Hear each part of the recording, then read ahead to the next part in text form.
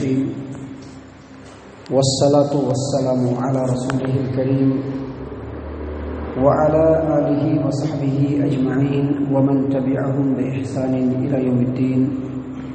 والعاقبة للمتقين فلا عدوان إلا على الظالمين. أما بعد، عن حكيم بن حزام رضي الله عنه عن النبي صلى الله عليه وسلم قال: اليد العليا خير من اليد السفلى وابدأ بمن تعول وخير الصدقة عن ظهر غنى ومن يستعف يعفه الله ومن يستغني يغني الله. رواه البخاري في صحيحه في كتاب الزکاة. معزز سامعین کرام، زکوٰۃ کے تعلق سے بہت ساری باتیں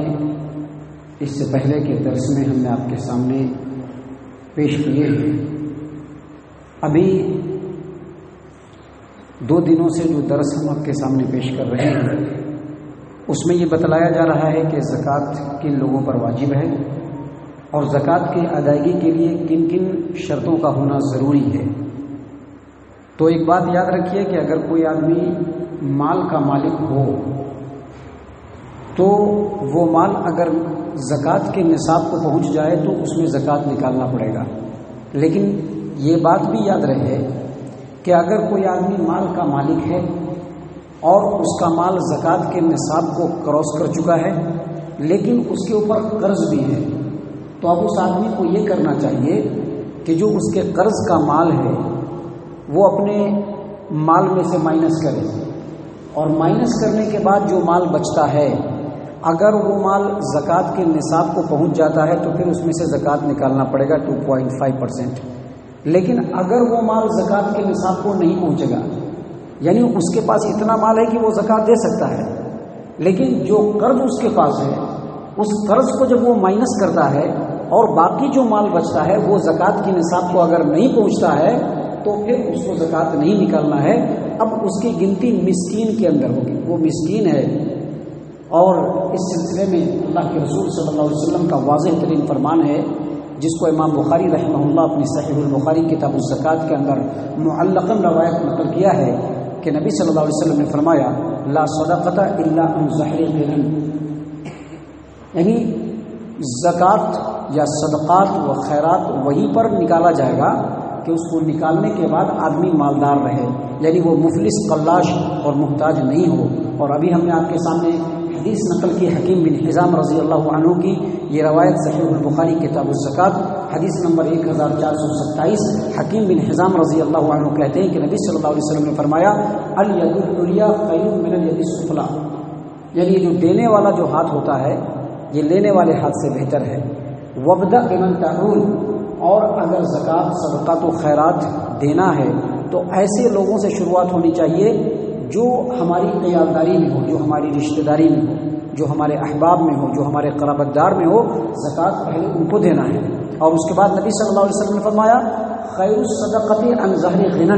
بہترین صدقہ وہ ہے کہ جس کے بعد انسان مالدار رہے، مفلس اور قلاش اور محتاج نہ ہو. اور پھر نبی صلی اللہ علیہ وسلم نے فرمایا کہ جو بے نیازی اختیار کرتا ہے اللہ تبارک و تعالیٰ اس کو بے نیاز کر دیتا ہے، اور جو سوال سے بچتا ہے تو اللہ تعالیٰ اس کی ضروریات کو پوری کر دیتا ہے. معزز سامعین کرام، اس سلسلے میں ایک بات اور ہمیشہ یاد رکھا جائے کہ ایک آدمی کے پاس اگر مال ہے اور مال کی رقم زکوٰۃ کے نصاب کو پہنچ رہی ہے لیکن اس کے پاس جو قرض ہے وہ اس کے مال سے زیادہ ہے، تو اب وہ آدمی چونکہ اس مال کا مالک نہیں، کیونکہ قرض جو ہے یہ سب سے اہم ترین چیز ہے.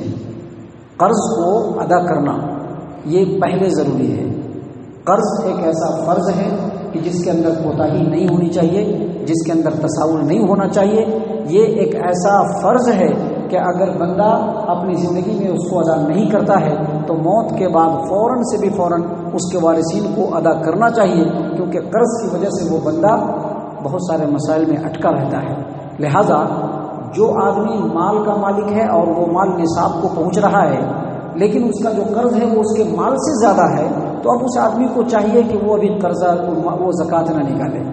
کیونکہ وہ مال کا مالک نہیں ہے، اور اس کو چاہیے کہ فوراً سے بھی فوراً اپنے قرض کو وہ ادا کرنے کی کوشش کرے. ایک بات اور یاد رکھیے کہ بہت سارے لوگ ایسے ہوتے ہیں جو مقروض تو ہوتے ہیں لیکن ان کے آمدنی کے ذرائع ہوتے ہیں، وہ چاہیں تو آسانی سے اپنے قرضے کو ادا کر سکتے ہیں، لیکن وہ قرضے کو ادا اس لیے نہیں کرتے ہیں کہ وہ سستی کرتے رہتے ہیں، سوچتے ہیں کہ زکوٰۃ ہمارے اوپر فرض نہیں ہوگا، سوچتے ہیں کہ اس طرح سے کچھ پیسہ بچ جائے گا، زکوٰۃ میں اتنا لیس ہو جائے گا۔ تو یاد رکھیے کہ ایسے لوگ اگر شرائط کے ساتھ ان کے اوپر زکوٰۃ واجب ہے تو ان کے قرض کی وجہ سے وہ زکوٰۃ سے مستثنیٰ نہیں ہوں گے۔ معزز سامعین کرام، اس سلسلے میں ایک اور بات یاد رکھیے کہ اگر کوئی آدمی اتنا مال کا مالک تھا کہ اس مال سے وہ زکوٰۃ نکال سکتا تھا لیکن اس سال اس نے زکوٰۃ نہیں نکالا اور اس کے بعد اس کی موت ہو گئی، تو اب اس کے وارثین کو چاہیے کہ اس کا جو ترکہ ہے، اس کی جو آستی ہے جو وہ چھوڑ کر کے پراپرٹی مرا ہے، اس میں سب سے پہلے اس کے قرض کو ادا کیا جائے گا۔ قرض کو یاد رکھیے، ایک آدمی ایسا ہے جس کے پاس اتنا مال ہے کہ وہ مال زکوٰۃ کے نصاب کو پہنچ چکا ہے یا نصاب سے کراس کر چکا ہے، لیکن وہ آدمی اس سال زکوٰۃ ادا نہیں کر سکا اور وہ آدمی مر گیا، تو مرنے کے بعد اس کی آستی اور پراپرٹی میں سے سب سے پہلے جو قرض تھا اس کو ادا کیا جائے گا، پھر اس کی وصیت کو ادا کیا جائے گا جو اس نے وصیت کیا ہوگا اپنے 1/3 مال میں سے، اور پھر وراثت کی تقسیم سے پہلے اس کو زکوٰۃ اس کے وارثین کو نکالنا چاہیے، کیونکہ نبی صلی اللہ علیہ وسلم نے اس سلسلے میں واضح طور پر کہا ہے، واضح طور پر کہا ہے نبی صلی اللہ علیہ وسلم کہ اللہ کا جو حق ہے یہ زکوٰۃ اللہ کا حق ہے، اللہ تبارک و تعالیٰ کا قرض ہے جو بندے کے اوپر ہے، اور اللہ کا قرض زیادہ حقدار ہے اس بات کا کہ اس کو ادا کیا جائے۔ اس سلسلے میں عبداللہ بن عباس رضی اللہ عنہما کی روایت ہے صحیح البخاری کتاب الصوم کی کہ ایک آدمی نبی صلی اللہ علیہ وسلم کے پاس آیا اور اس نے کہا کہ اللہ کے رسول صلی اللہ علیہ وسلم، میرے والد صاحب کا انتقال ہو گیا ہے اور ان کے ذمہ روزہ تھا، میں کیا کروں؟ کہا کہ روزہ رکھو، فدین اللہ احق و ایقضا، کیونکہ اللہ تبارک و تعالیٰ کا جو قرض ہے وہ زیادہ حق رکھتا ہے کہ اس کو پہلے ادا کیا جائے۔ تو اسی طرح سے جو زکوٰۃ ہے یہ بھی اللہ تبارک و تعالیٰ کا حق ہے، اللہ تبارک و تعالیٰ کا قرض ہے جو بندوں کے اوپر ہے۔ اگر موت کے وقت وہ زکوٰۃ نکالنے کا مستحق تھا اور وہ مر گیا تو اس کے وارثین کو پہلے اس کے قرضے کی ادائیگی کے بعد، پھر اس کے وصیت کو نافذ کرنے کے بعد، وارثین میں مال کو تقسیم کرنے سے پہلے اس کے مال سے زکوٰۃ ادا کرنا چاہیے۔ تقریباً تمام کے تمام علماء کرام اس بات کے اوپر متفق ہیں الا ماشاء اللہ۔ معزز سامعین کرام، زکوٰۃ کن لوگوں پر فرض ہے اس کے تعلق سے میں نے بہت ساری باتیں آپ کے سامنے رکھی۔ انشاءاللہ اس سلسلے میں ابھی اور بھی باتیں ہیں جو انتہائی ہمارے لیے ضروری ہے، جن باریکیوں کو سمجھنا اور سمجھ کر کے اس کے اوپر عمل درآمد ہونا ہم مسلمانوں کے لیے لازم اور ضروری ہے، جس کو ہم انشاءاللہ کل اور کل کے بعد کے درس میں آپ کے سامنے پیش کریں گے۔ اللہ تبارک و تعالیٰ سے دعا ہے کہ اللہ تعالیٰ ہم تمام کو ان باتوں کے اوپر غور و فکر اور تدبر کرنے کی توفیق عنایت فرمائے، آمین یا رب العالمین۔ وما علینا الا البلاغ المبین۔